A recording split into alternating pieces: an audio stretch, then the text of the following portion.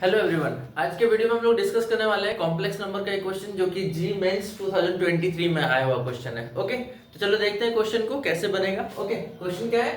Late a not equals to b non zero real numbers then the number of elements in the set capital X which is equals to z belongs to C such that real part of a z square plus b z equals to a and real part of b z square plus a z equals to b is equals to what? Okay, तो चलो जल्दी से इसको simplify करते हैं। तो देखो ध्यान से हम लोग इसको और इसको पहले सॉल्व करेंगे and then we just get the value of z that is x plus i y. अगर एज्यूम करेंगे तो उस x और y का बात करेंगे हम लोग, ठीक है। चलो तो देखो एज्यूम किया हम लोगों ने z equals to x plus i y. तो ये पार्ट इस इक्वेशन को लिख रहे हैं। देखो real part of a z square a into x plus i y का whole square plus b z मतलब x plus i y and इसका वैल्यू कितना दिया हुआ है? ए दिया हुआ है। ओके, अब इसको थोड़ा सिंप्लीफाई करते हैं, स्टैंडर्ड पैटर्न में कन्वर्ट करते हैं, real plus iota times of imaginary करके। ओके, तो चलो करते हैं रियल पार्ट ऑफ ए, इसका स्क्वायरिंग करेंगे तो क्या हो जाएगा? एक्स स्क्वायर प्लस आई स्क्वायर वाई स्क्वायर, लेकिन आई स्क्वायर का वैल्यू तो -1 होता है तो minus y square plus 2i x y. Okay, and plus इस दोनों को मल्टीप्लाई करेंगे तो b x plus i times of b y and this is equals to a, ठीक है। And then real part of इसको इस ए को तीनों से मल्टीप्लाई करेंगे तो सिचुएशन कुछ ऐसा होगा, a x square minus a y square plus 2i a x y plus b x plus iota times of b y and this is equals to a। अब आप एक बात बताओ, रियल पार्ट लेना है तो इसमें रियल कौन है और इमेजिनरी कौन है देख के पता करना बहुत इजी है।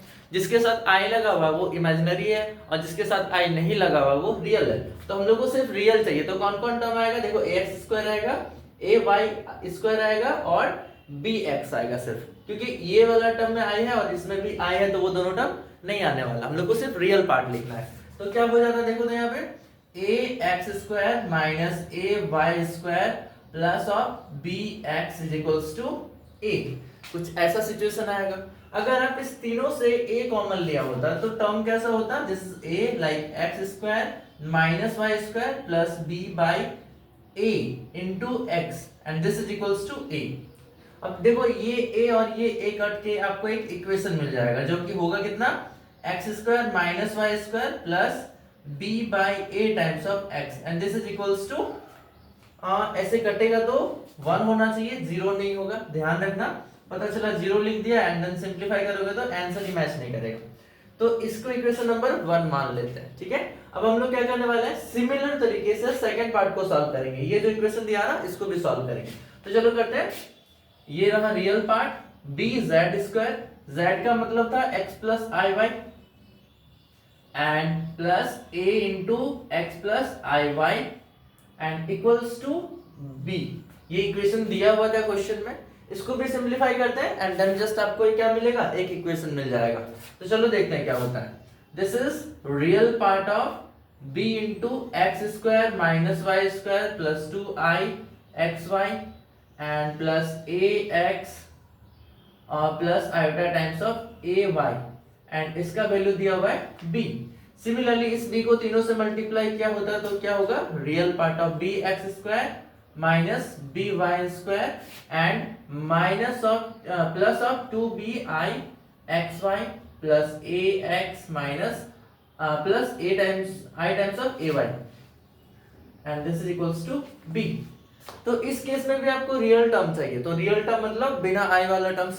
तो क्या क्या होगा आपका? देखो तो यहाँ पे b x square minus b y square and plus a x and this is equals to b. जैसे यहाँ पे ए आया था, यहाँ पे बी आया, तो आपको क्या करना है? यहाँ पे बी कॉमन लेना है एंड देन कैंसिल कर देना है। तो क्या होता है देखो तो x square minus y square plus of a by b x equals to b, जिसमें ये भी और ये भी कट जाएगा और इक्वेशन क्या मिल जाएगा हम लोगों को? देखो तो x square minus y square plus of a by b times of x equals to 1। तो ये रहा हम लोग का दूसरा इक्वेशन। इस दोनों को क्या करेंगे अब हम लोग फर्दर सॉल्व करेंगे तो आपको मिल जाएगा, कुछ टर्म्स मिल जाएगा। क्या मिलेगा? आप लोग इसको साथ साथ बना लेना, अदरवाइज स्क्रीनशॉट ले लेना पॉज करके, इतना काफी है स्क्रीनशॉट लेने के लिए टाइम। ओके चलो अब इसको थोड़ा सा मिटाते हैं।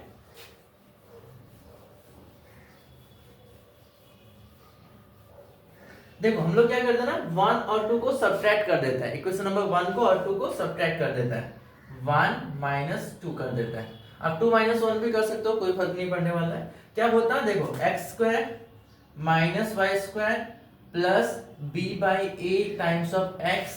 अब इसको माइनस में लिखोगे तो क्या होगा, -x², माइनस और एक माइनस हो जाएगा तो प्लस y² और minus of a/b times of x equals to, equation number 1 में 1 है और 2 में भी 1 है, तो कुछ ऐसा हो जाएगा। क्या क्या कटेगा देखो तो, x² नेगेटिव पॉजिटिव कट जाएगा, y² पॉजिटिव नेगेटिव कट जाएगा।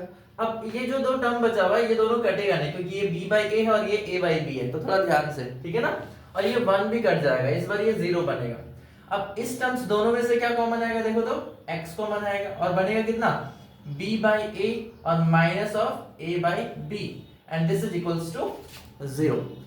अब इंटरेस्टिंग चीज क्या मिला देखो तो, इसको अगर फर्दर सॉल्व कर दी तो फैक्टर बन गया ना। अब इस दोनों का प्रोडक्ट का वैल्यू है 0, तो this is the only possibility when x equals to 0 या तो b/a minus a/b equals to 0। बस यही दो केस है। आप इसको क्या करो ना, अगर हम लोग इसको एलसीएम लिया होता तो क्या होता देखो तो, b² minus a² by ab equals to 0। इसका मतलब क्या मिला आपको, b² minus a² equals to 0, that is b² equals to a², which means b equals to plus minus a। b equals to क्या मिला हम लोग को, प्लस माइनस a। बट देखो एक चीज ध्यान देना, क्वेश्चन में ऑलरेडी बोला है कि a और b सेम नहीं है, मतलब b इक्वल्स टू पॉजिटिव है तो ले नहीं सकते, बट क्या ले सकते हो, b equals to minus a। तो that is from here we just get b equals to minus of a। Positive वाला क्यों नहीं लिया, ये रीजन समझ में आया, ये दिमाग में रखना है, या तो कॉपी में मेंशन कर देना कि a is not equals to b। चलो मैं यहाँ पे लिख देता हूँ, a is not equals to b। Okay तो यहाँ से हम लोगों को दो टर्म मिला, इक्वेशन 1 और 2 को जब मैंने सब्ट्रैक्ट किया, सॉल्व किया, देन आपको क्या क्या मिला, एक मिला x इक्वल्स टू 0 एंड दूसरा क्या मिला, b equals to minus 3। Okay अब इस दोनों वैल्यू को आप लोग क्या करना, इक्वेशन नंबर 1 में एक बार पुट करना या तो 2 में पुट करना, जिसमें चाहो आप पुट कर सकते हो, आपको कुछ टर्म्स मिलेगा। और वो क्या मिलेगा चलो हम अभी बना के बताते हैं, ठीक है। देखो हम करते क्या है कि इक्वेशन नंबर 1 तो मिटा दिए हैं, तो इक्वेशन नंबर 2 में पुट कर देते हैं। इक्वेशन नंबर 2 में x इक्वल्स टू 0 पुट करते हैं, तो x इक्वल्स टू 0 अगर 2 में पुट करोगे तो सिचुएशन क्या क्रिएट होगा देखो तो, 0 माइनस y² और a/b times of x, x कितना है यहाँ पे 0 है, तो third term is 0 and this is equals to 1। Okay तो देखा जाए तो y² का वैल्यू -1 आ रहा है। ओके y² का वैल्यू -1 आ रहा है। अगर आप थोड़ा सा दिमाग लगाओ तो जो कॉम्प्लेक्स नंबर का जो बेसिक टर्म है, जैसे कि z equals to x plus iy, इसमें x और y का कंडीशन क्या था, x and y must be a real number. Okay तो अगर y रियल नंबर है बट किसी भी रियल नंबर का स्क्वायरिंग करोगे तो कभी भी -1 नहीं आने वाला है, तो इसका मतलब ये कभी भी पॉसिबल हो ही नहीं सकता, this is not possible. Okay तो अब हम लोग क्या करेंगे, x इक्वल्स टू 0 से कोई फायदा तो मिला नहीं, अब हम लोग b equals to minus a put करके देख लेते हैं। तो इक्वेशन नंबर 2 में अगर b equals to minus a put करते हैं तो टर्म क्या होता है, इक्वेशन नंबर 2 बिकम्स, ये रहा। थोड़ा पॉज करते हैं क्योंकि बैकग्राउंड में कुछ बज रहा है। ओके बैकग्राउंड आवाज थोड़ा कम हुआ है, तो स्टार्ट करते हैं फिर से। यहाँ पे फिर से हम लोग क्या करेंगे, b equals to minus a put करेंगे इक्वेशन नंबर 2 में, क्या पुट करेंगे, b equals to minus a।